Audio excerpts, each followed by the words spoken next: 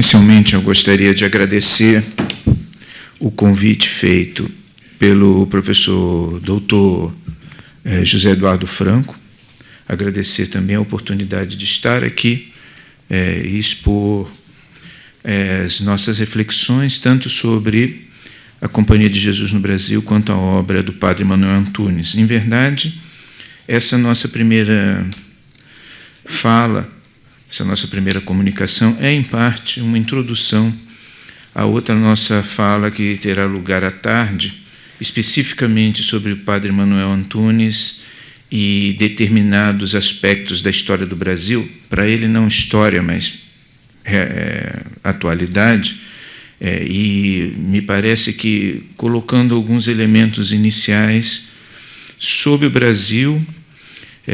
torna-se mais claro a profundidade do pensamento do padre Manuel Antunes e o seu entendimento do Brasil. Então, na verdade, isso são duas comunicações diferentes, mas interligadas, e que têm como objetivo discutir o Brasil, a sua natureza e como o padre Manuel Antunes viu isso de uma maneira muito profunda, muito inteligente. Bom, o Brasil é uma área colonial, uma área de ocupação portuguesa que, desde o princípio, apresentou uma série de problemas de diferentes naturezas para Portugal, mas uma delas, que é um traço marcante do processo de ocupação do Brasil, é a extrema fragilidade com que se apresentava ali a autoridade moral do rei, da igreja e dos seus diversos agentes de poder, principalmente a ausência de uma interiorização dessa autoridade moral. Isso é comentado, vai ser comentado permanentemente pelos primeiros ocupantes. Eu chamo aqui apenas um deles, que é talvez um dos mais eloquentes nisso, que é Frei Vicente de Salvador. Frei Vicente de Salvador, ele conta a história de um bispo de Tucumã, que é na Argentina, que passou pelo Brasil, indo para o reino no século XVII, ainda na época da União Ibérica. E essa pessoa, precisando de mantimentos, aí citando Frei Vicente de Salvador, ele mandou comprar um frango, isso em Salvador, 4 ovos e um peixe para comer. E ele pediu, e nada lhe traziam,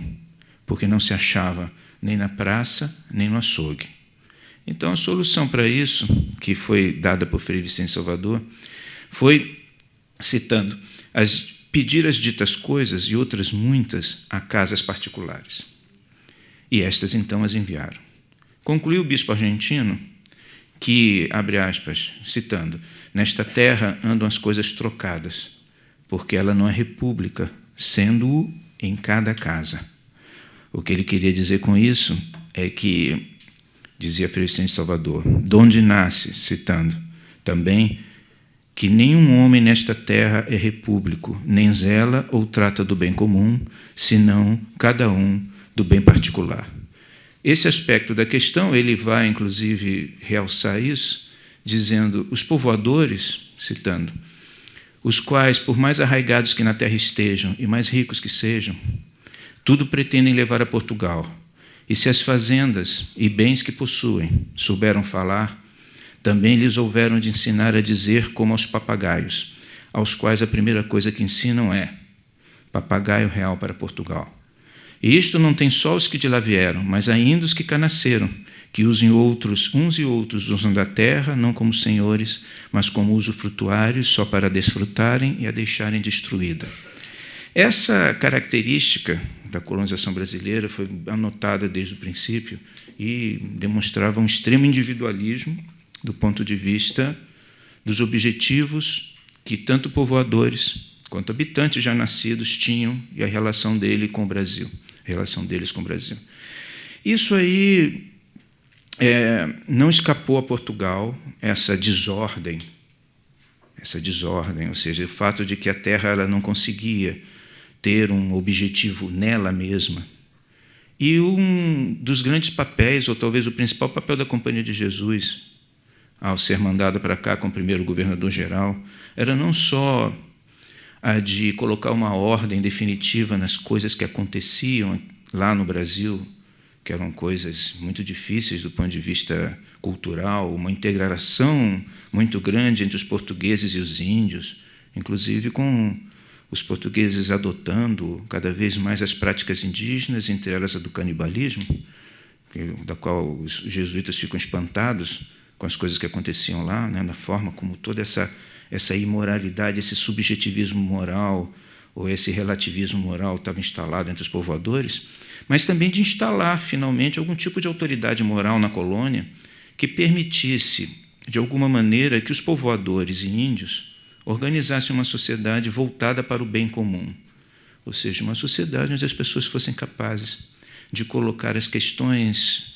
comuns, públicas, acima das questões pessoais, pois, como nós vimos, não era isso que acontecia por lá,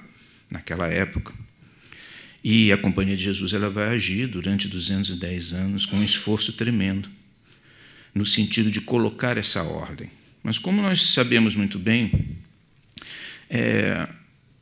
não só a Companhia nunca conseguiu totalmente realizar no Brasil o que ela realizou em outros lugares da América Hispânica,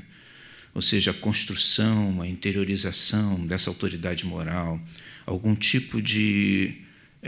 instalação de uma mentalidade pública, né, algum tipo de sentido de bem comum. E quem vai, por exemplo, a qualquer país hispano-americano percebe claramente, como o México, por exemplo, como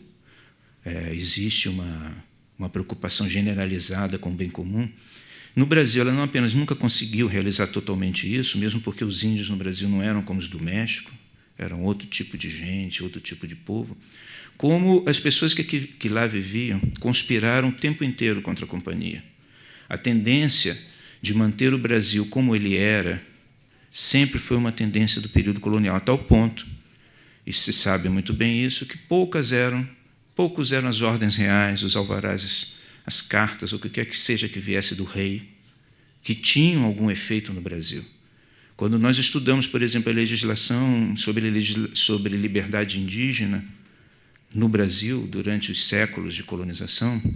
nós observamos que reis de Portugal emitiram diversas leis, diversas ordens, impondo a liberdade indígena, e nenhuma delas, na verdade, foi posta em prática. Sob desmatamento de florestas, o rei Filipe III, segundo de Portugal, chegou a impor, sob pena de morte, que só se abatessem árvores de pau-brasil sob sua exclusiva autorização, sob pena de morte. Só que, é claro, essa lei nunca foi cumprida no Brasil e os brasileiros sempre acharam um absurdo que alguém pudesse ser condenado à morte por abater árvores, por derrubar árvores, que no Brasil havia tantas, como existem até hoje, na verdade, muitas. De pau-brasil, pouquíssimas, mas já acabaram todas, exatamente por causa disso. Mas árvores... Então, a Companhia de Jesus ela atuou sempre no sentido dessa ordenação. O objetivo dela era esse. Sempre foi, primeiro, o objetivo social, o objetivo de impor essa autoridade moral, que os colonos, os povoadores, tivessem uma visão do todo, acima dos seus interesses pessoais. E essa guerra entre a Companhia de Jesus e os brasileiros, porque observe bem que, no primeiro momento da colonização, existiam dois tipos de pessoas no Brasil. Aqueles que eram chamados de Brasis, que eram os índios, e aqueles que eram chamados de brasileiros, que nada mais eram que os comerciantes de pau-brasil. Os brasileiros, os comerciantes, sempre impuseram a sua agenda na colônia, o tempo inteiro, e sempre tentaram expulsar os jesuítas de toda forma. Mas, como o rei de Portugal era o rei de Portugal, era o que dava legitimidade às suas ações gerais, mesmo que elas fossem predatórias, eles nunca conseguiram isso até o reinado de Dom José I,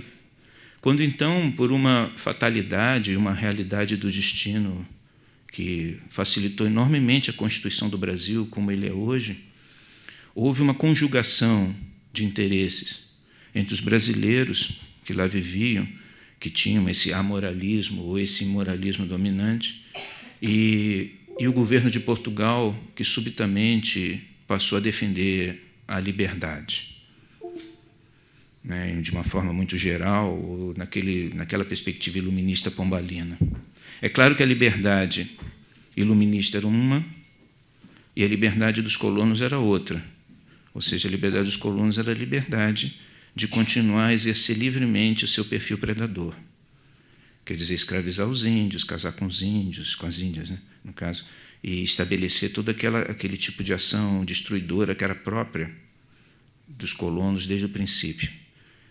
Sendo que a liberdade que Pombal via era uma outra liberdade. É claro que Pombal, isso nos documentos é muito claro, ele sempre via, ele achava que o fortalecimento moral do Brasil ou a permanência dos jesuítas era prejudicial aos interesses portugueses, e ele achava que, se os jesuítas continuassem no Brasil e tivessem sucesso, dentro de 30, 40 anos, ele escreve isso, o Brasil seria uma potência superior a todas as potências da Europa. Ele tinha um pouco essa visão. Então, a destruição da Companhia de Jesus, entre diversas coisas que aconteceram, tinha como objetivo, de alguma maneira, quebrar um pouco qualquer coisa que pudesse, no futuro, no Brasil, transformar o Brasil em alguma coisa, diríamos, parecido com o México. Eu repito isso porque o México é uma sociedade que tem alguns traços parecidos, mas ela é muito mais bem sucedida enquanto sociedade, né, que o Brasil. Mas, de qualquer forma, essa é a conjugação de interesses com objetivos totalmente diferentes, porque o que os colonos queriam era exatamente ter a liberdade para poder exercer e estabelecer o seu modelo de construção do Brasil. Ele é vitorioso com a decisão de Pombal, não só de expulsar a Companhia de Jesus, mas de libertar, entre aspas, os índios, que está aqui no monumento, tem lá a liberdade dos índios, no monumento. A liberdade dos índios foi a escravidão dos índios, na verdade, porque quem protegia os índios da escravidão o que protegia os índios da escravidão era exatamente a tutela exercida sobre eles pela Companhia de Jesus.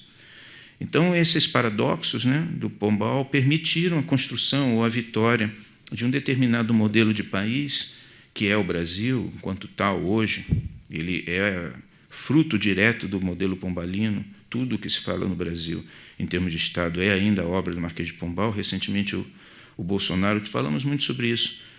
nesses dias, o Bolsonaro mesmo defendeu claramente o modelo pombalino. Ele defende, ele acha que a solução para o Brasil é a integração,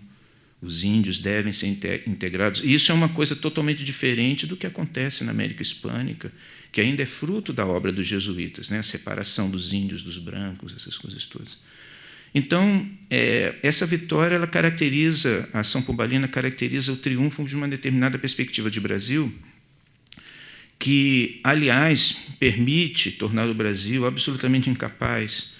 de assumir as elites, os grupos dirigentes brasileiros, de assumir posições públicas transformadoras durante o século XVIII ou durante o século XIX, ou desde sempre, porque assumir posições ou ter no Brasil políticas de opinião consistentes, na medida em que, para você ter uma política de opinião, você tem que ter algum grau de introjeção de alguma autoridade moral, né? E isso caracterizou o Brasil enquanto tal. É claro que esse problema do Brasil que vai permitir, aliás, que o rei de Portugal seja muito bem-vindo e que nunca haja qualquer tipo de movimento específico contra isso. Não é apenas esse, mas esse é um dos fatores. Ele sempre teve no Brasil, mesmo depois da expulsão da Companhia de Jesus, uma resistência muito grande, porque muitos, a partir daquele momento, perceberam que o Brasil, entregue a essa imoralidade ou essa amoralidade contínua, corria o risco de se dissolver. Então, a história do Brasil, a partir da ação pombalina, ela é marcada por períodos de dissolução política e períodos de reforçamento político, ou de tentativas internas de impor algum tipo de autoridade moral. E o caso Bolsonaro não é absolutamente original, porque já desde 1800, a própria independência do Brasil, em 1822, é uma tentativa de reforçamento moral, como será depois a maioridade de Dom Pedro II, em 1840, como será depois a Era Vargas, como será depois o regime militar. E eu chamo a atenção de vocês para isso, porque mais adiante, em outro momento, eu discutirei a visão do padre Manuel Antônio sobre o Brasil, especialmente no estudo que ele faz sobre a Revolução, ou golpe, ou mutação, ou movimento de 64, que é até hoje um tema discutido no Brasil. E a análise que ele faz disso é muito interessante, porque ele demonstra uma percepção muito aguda de como o problema moral no Brasil é um problema central da história do Brasil e que os brasileiros se movimentam permanentemente, quer no sentido de dissolver a moral, a autoridade moral, que é aquela coisa permanente contra o rei, quer no sentido de preservar ou reforçar essa autoridade moral, quando se observa que sem ela não há condições de continuidade de uma atividade social ou política específica no Brasil. E esse paradoxo da história do Brasil, ao meu ver, ele é perfeitamente percebido pelo padre Manuel Antunes no seu estudo chamado Mutação no Brasil, que nós estudaremos, então, que eu discutirei aqui à tarde. Então, gostaria muito de agradecer a oportunidade de expor esse trabalho e de contribuir também para a reflexão sobre a obra do padre Manuel Antunes, né, que realmente era uma pessoa, um ser humano com uma capacidade, uma percepção, eu diria até profética, mas uma percepção profunda da realidade das coisas e que nos fica muito evidente quando consideramos esses aspectos da história do Brasil e quando nós consideramos a sua visão, a sua análise, a sua interpretação da história do Brasil. É isso que eu tinha a dizer.